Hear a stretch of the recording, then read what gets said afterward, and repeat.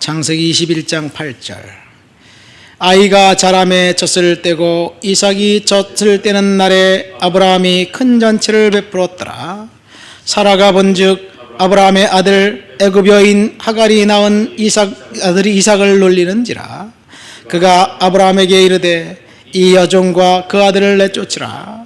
이 종의 아들은 내 아들 이삭과 함께 기업을 얻지 못하리라 하므로 아브라함이 그의 아들로 말미암아 그 일이 매우 근심이 되었더니 하나님이 아브라함에게 이르시되 내 아이나 내 여종으로 말미암아 근심하지 말고 사라가 내게 이른 말을 다 들으라.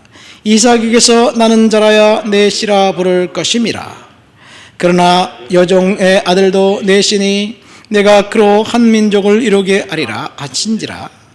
아브라함이 아침에 일찍이 일어나 떡과 물 한 가죽 부대를 가져다가 하갈의 어깨 위에 메워주고 그 아이를 데리고 가게 하니 하갈이 나가서 브엘세바 광야에서 방황하더니 가죽 부대에 물이 떨어진지라. 그 자식을 관목더물 아래에 두고 이르되 아이가 죽는 것을 참아보지 못하겠다 하고 화살 한바탕 거리에 떨어져 마주 앉아 바라보며 소리내어 오니 하나님이 그 어린아이의 소리를 들으셨으므로 하나님의 사자가 하늘에서부터 하갈을 불러 이르되 하갈아 무슨 일이냐 두려워하지 말라. 하나님이 저기 있는 아들의 소리를 들으셨느니라. 일어나 아이를 일으켜 내 손으로 붙들라. 그가 큰 민족을 이루게 하리라 하시니라. 하나님이 하갈의 눈을 밝히셨으므로 샘물을 보고 가서 가죽 부대에 물을 채워다가 그 아이에게 마시게 하였더라. 하나님이 그 아이와 함께 계심에 그가 장성하여 광야에서 거주하며 활 쏘는 자가 되었더니 그가 바란 광야에 거주할 때 그의 어머니가 그를 위하여 애굽 땅에서 아내를 얻어 주었더라. 아멘. 아브라함이 이제 그 이삭을 약속의 아들 이삭을 결국 낳았습니다. 젖을 떼자 큰 잔치를 베풀었고 그 가정에는 이제 평화만 있는 것 같았습니다. 얼마나 시간이 지났는지 모르지만 우연한 기회에 사라가 이스마엘이 그 자기 아들 이삭을 희롱하는 것을 보았습니다. 그래서 희롱하다. 그 희롱이 무엇인지 구체적으로 우리는 알 수가 없습니다. 신학자들은 그 성적으로 유린을 했다, 성폭행을 했다, 이런 이야기도 있어요. 얼마나 가능성이 있는지는 모르겠지만 어쨌든 자기 아들이 희롱당하는 것을 보면서 아브라함에게 이스마엘과 하갈을 내쫓자고 이야기합니다. 아브라함은 갈등을 느꼈겠지요. 고민에 휩싸였습니다. 그리고 결국 하나님께서 아브라함에게 나타나셔서 말씀하십니다. 내 아이나 내 여종으로 말미암아 근심하지 말고 사라가 내게 이른 말을 다 들으라. 이삭에게서 나는 자라야 내 씨라 부를 것이다. 하나님의 약속은 초지일관했습니다. 그래서 결국 아브라함은 하갈과 이스마엘을 내쫓기로 결정하고 이제 쫓아버렸습니다. 이것이 오늘 본문의 핵심입니다. 자, 왜 아브라함이 하갈과 이스마엘을 내쫓아야 하는지 본문은 세 가지를 이야기해 주고 있습니다. 첫 번째, 이스마엘은 애굽 여인 하갈이라는 애굽 여인을 통해서 태어난 아들이기 때문에 그렇습니다. 이제 애굽의 문화는 이방 신들의 문화이고 아주 특별히 음란한 문화입니다. 애굽의 영향이 이제 몸에 뺀 그런 하갈, 그는 하나님의 그 야훼 신앙의 문화의 습성은 그의 몸에 배어 있지 않습니다. 그러니까 그 여인을 통해서 자라난 아들 이스마엘은 여전히 이방 풍습을 따르는 그런 아들로 자라날 것입니다. 그렇기 때문에 이스마엘과 이삭은 하나가 될 수가 없고, 그리고 아브라함은 이제 그 약속의 언약의 징표로 축복을 이제 둘을 다 같이 나눠줄 수가 없었어요. 하나님의 뜻은 본토 친척 아버지의 집을 떠나라, 내가 내게 지시한 땅을 내게 주겠다, 그리고 내가 너를 번성하게 하겠다, 그러면서 자녀의 약속을 주셨는데, 이 약속은 이삭을 통해서 하나님이 이루실 거예요. 그러면 어떤 연유로 해서 하갈이 이삭의 첩이 되었을까? 창세기 12장에 올라갑니다. 창세기 12장에 보면 아브라함의 그 순종 사건이 나오죠. 갈대아 우르에서 하나님께서 아브라함을 부르셨고 아브라함은 순종했습니다. 근데 사실 본토 친척 아버지의 집을 떠나라, 그 명령에 그 본토 친척 아버지의 집은 사실 똑같은 말이에요. 3번 강조한 거예요. 근데 아브라함은 자식이 없었기 때문에 조카 롯을 데리고 갔지요. 조카 롯을 데리고 갔고, 그 조카 롯을 후손으로 삼고 양아들로 삼아서 그 하나님의 언약을 이룰 그 생각이었어요. 그래서 조카 롯을 데리고 갔습니다. 그러니까 아브라함은 온전한 순종을 한 것이 아니에요. 조카 롯 때문에 사실 그 가정에 평화가 깨집니다.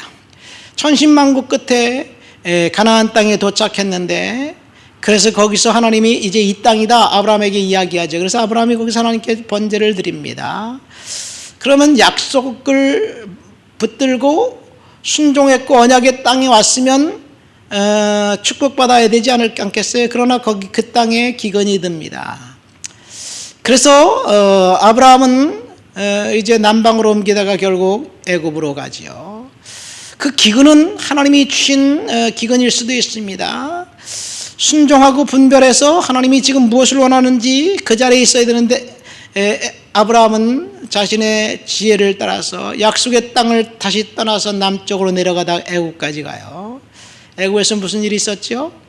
거짓말했습니다. 사라를 누이라고 속였습니다. 그래서 그 가정이 곤란을 당하지요.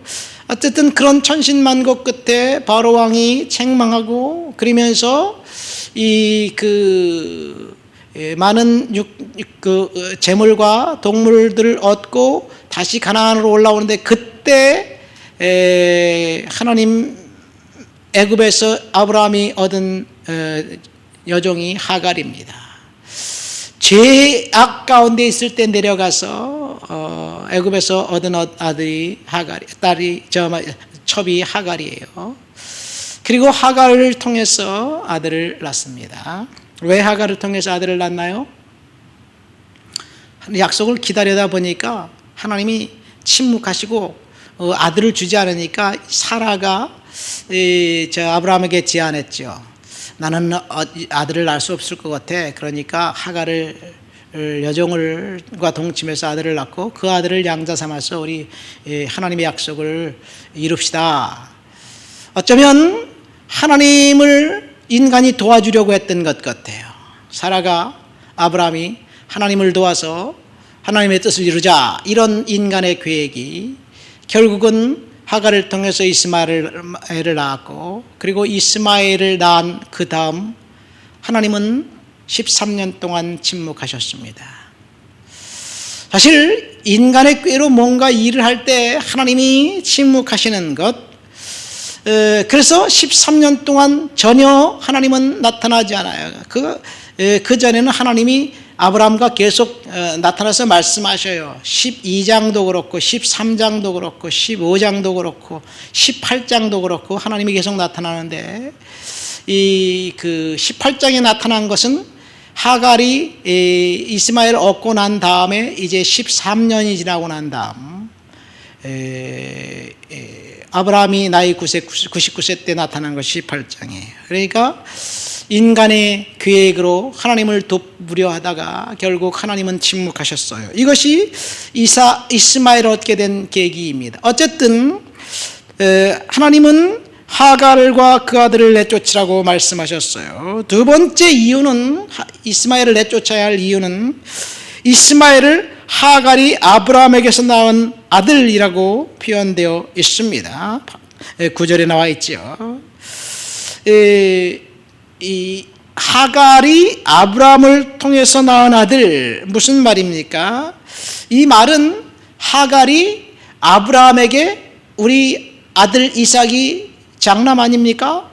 상속자는 우리 아들이지요. 이런 기득권을 주장할 수 있는 그런 조건이 되기 때문에 그 불행의 씨앗을 하나님은 애초부터 끊어내기를 원하셨던 거지요. 자, 여기서 이스마엘을 내보낼 때 아브라함의 마음이 어땠을까? 사실은 이 이스마엘을 내보낸 것은 이삭을 바치라는 하나님의 명령, 그 명령의 그 도입 부분입니다. 정상적인 아버지라면 아들 이삭을 죽여서 번제로 바치라는 하나님의 명령을 순종할 수 있을까요? 고민하지 않고 순종할 수 있을까요? 아브라함이 이스마엘을 떠나보냈던 경험, 첫 아들을, 사랑하는 아들을 떠나보냈던 경험 때문에 이삭을 바치라는 하나님의 명령을 순종할 수 있었던 그런 그 마음의 여유가 생기지 않았을까 생각됩니다. 그러니까 하나님은 일관되게 넷이 사라를 통해서 낳은 자녀가 약속의 언약의 자녀다라는 얘기를 계속해서 합니다. 그러니까 아브라함이 마음이 나눠지지 않게 하기 위해서 이스마엘은 내보내야 합니다. 그러면서 하나님이 뭐라고 말씀하시나요? 그도 내 신이 내가 축복하겠다, 그런 이야기를 하지요. 하나님은 하나님의 방법은, 우리 인간들의 방법은 원수는 저주받고 이 땅에서 사라져야 된다라고 생각하지만 하나님은 그는 그대로 하나님이 복받게 내버려 두신 것, 하나님의 섭리입니다. 세 번째, 그 이스마엘을 내보내야 할 이유는 이삭을 실용했기 때문에 그렇습니다.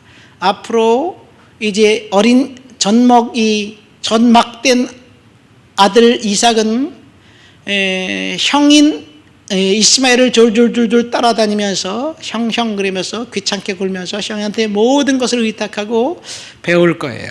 그렇죠. 그러면 이스마엘의 태도와는 사실은 그가 첩의 아들이라는 것에 낮은 자존감, 조롱과 질투가 항상 섞여 있어서 이삭의 인생의 인격에 좋은 영향은 끼치지 못할 것이기 때문에 아마 하나님은 그를 내보내라고 하신 것 같습니다. 아브라함은 하나님의 지시에 고통을 느꼈으나 결국은 순종했고, 오늘 우리가 읽은 본문에는 이삭이 이제 들 사람이 되어서 장성한 하나님의 사람으로 온전하게 성장한 그런 모습까지 우리는 읽었습니다. 하나님은 이스마엘을 내쳤지만 그도 축복하셨다는 사실, 우리는 지금 하나님의 은혜 가운데서 축복의 하나님의 자녀라는 사실을 믿으시기를 예수님 이름으로 축원드립니다. 하나님 아버지 감사합니다. 오늘도 주님 앞에 나와 주를 높여드리고 주를 찬양하고 주를 예배합니다. 하나님, 은혜 가운데 충만하게 살아갈 수 있도록 주여 도와 주옵소서. 예수님 이름으로 기도합니다. 아멘.